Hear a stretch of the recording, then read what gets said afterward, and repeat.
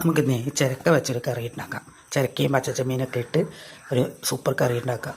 ചിരക്ക വെച്ച് നന്നാക്കാനും കുമ്പളങ്ങ വെച്ച് ചീത്തയാക്കാനും വലിയ പ്രയാസമെന്ന ആളുകൾ പറയുന്നത്. അതായത് ചിരക്ക വെച്ച് നന്നായി കറിയിട്ടാൽ നല്ല സൂക്ഷ്മയോടുകൂടി ചിരക്ക വയ്ക്കണം. കുമ്പളങ്ങ എങ്ങനെ വെച്ചാലും ടേസ്റ്റ് ആയിരിക്കും. അതാണ് അതിൻ്റെ പഴഞ്ചൊല്ല്. അതിലുണ്ട്. ഇതിലേക്ക് നമുക്ക് ഇഞ്ചി, പച്ചമുളക്, വേപ്പില ഇട്ട് കൊടുക്കാം.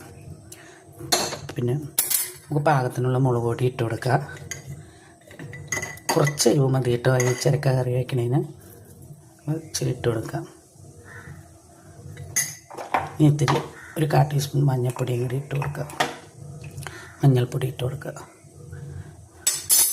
2 വലിയ തക്കാളി അരിഞ്ഞത് അത് ഇട്ട് കൊടുക്കുക.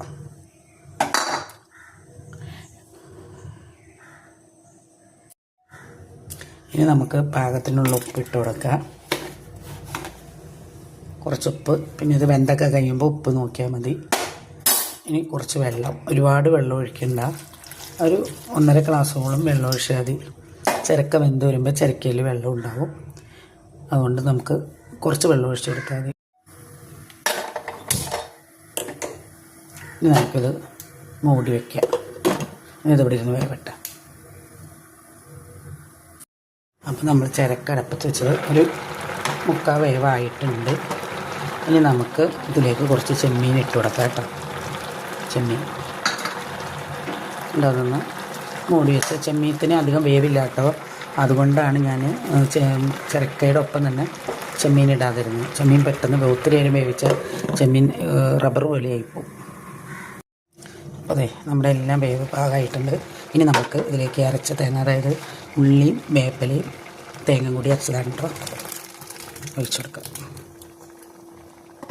വെള്ളം ഒരുപാട് പാടില്ല, കുറച്ച് വെള്ളം പാടുള്ളൂ. വെള്ളം ഒരുപാടായാൽ ഇതിങ്ങനെ വെള്ളം വിട്ട പോലെ ആയിപ്പോവും. അപ്പോൾ പാകത്തിന് വെള്ളം ഒഴിച്ച് പാകത്തിന് കറി വാങ്ങാം.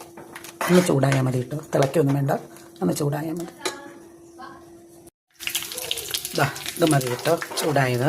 ഇത്തിരി വെള്ളമായുണ്ടല്ലോ, കറിക്ക് അത്ര ടേസ്റ്റ് കിട്ടില്ല കേട്ടോ. അത് ഇങ്ങനെ കുറുകിയിരിക്കണം എന്ന് പറഞ്ഞത്.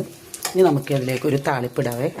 ഇതേ വറ്റൽ മുളകും കറിവേപ്പിലയും കടുവും കൂടി പൊട്ടിച്ച്